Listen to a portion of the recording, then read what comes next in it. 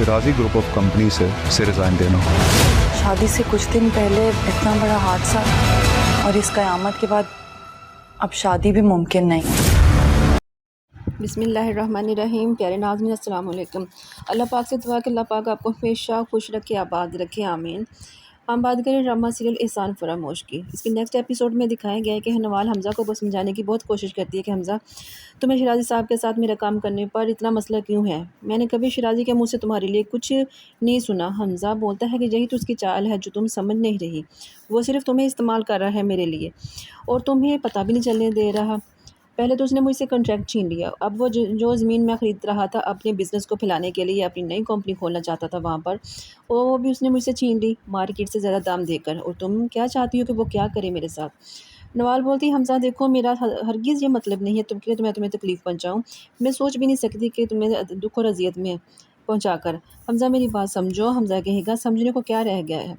क्या समझ के था जब तुमने शिराजी के साथ लंच किया, तब हमज़ा के बारे में क्या सोचा था? नवाल हैरान हो जाती है कि हमज़ा को यह कैसे पता चला।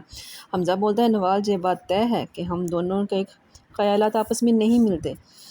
हम दोनों कभी भी नहीं एक दूसरे को समझ सके। तो ये शादी, अगर तुम चाहती हो कि हम दोनों दोबारा से एक जैसे हो जाएं, तो तुम्हें इससे शादी से पहले रिज़ाइन करना होगा, वरना क्या हमज़ा? मुझे नहीं पता नवाल, तुम अंजाम के बारे में खुद जानती हो। दूसरी तरफ आप ये भी देखेंगे कि फ़लक बगैर किसी को बताए दुबई शूटिंग के लिए चली जाती है। सिर्फ़ एक नोट कबीर के लिए लिख कर रख जाती है। कबीर बहुत गुस्से में होता है फ़लक पर।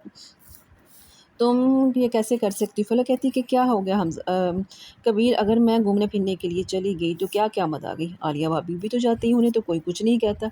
सब खुशी-खुशी इजाज़त दे देते हैं, और मेरे मतलब तुम ऐसी बातें क्यों करती हो फ़लक? तुम्हें इस गलती के लिए कभी माफ़ी नहीं मिलेगी। आज तुमने जो भी किया है वो नाकाबिले तराफ़ी है, और आज के बाद जब भी तुम घर से बाहर जाओ तो मुझसे पूछे बगैर घर से कदम बाहर मत रखना। मगर फ़लक कहाँ समझेगी कबीर की बात? अब फ़लक कबीर के हाथ आने वाली नहीं है। वो उसके आने वाले बच्चे की आड़ में कबीर को झुकने पर मजबूर कर देगी। वो शायद वो बच्चा ही जो इन दोनों के रिश्ते को अब जोड़े रखने की आखिरी उम्मीद है। मगर फ़लक वो उम्मीद भी ख़त्म करने के बारे में सोच रही है, क्योंकि फ़लक इस बच्चे की ज़िम्मेदारी नहीं लेना चाहती। वो बच्चे की वह नहीं संभाल सकती। फ़लक अपने साथ साथ नवाल का घर भी डुबोने पर लगी हुई है, वो और भी लगाई बुझाई करके। और नवाल और हमज़ा को कभी एक दूसरे से मिलने नहीं देगी, क्योंकि वो उसका मशगला है कि दूसरों को बेसुकून रखना, दुख और तकलीफ़ में मुब्तला करके खुद खुश